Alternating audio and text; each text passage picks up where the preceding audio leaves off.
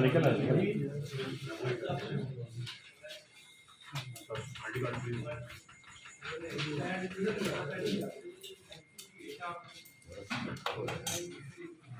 ये आपको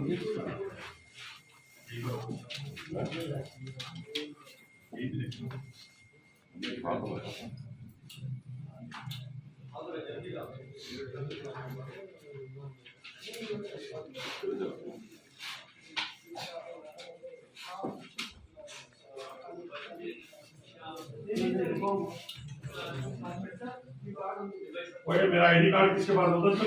वही मैं कह रहा हूँ आईडी कार्ड बोला मुझे वोट नहीं है थैंक यू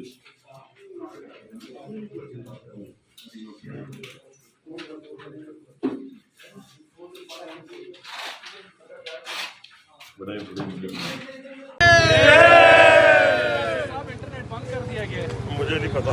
भाई साहब 2018 में आप अंदर थे और आज शेख रशीद अंदर है, क्या कहेंगे, कैसा इलेक्शन हो रहा है? मैं कह रहा हूँ अभी छोड़ दें अभी तो मैं उसमें मैं आज मुद्दई नहीं हूँ, मैं आज मुद्दई नहीं हूँ।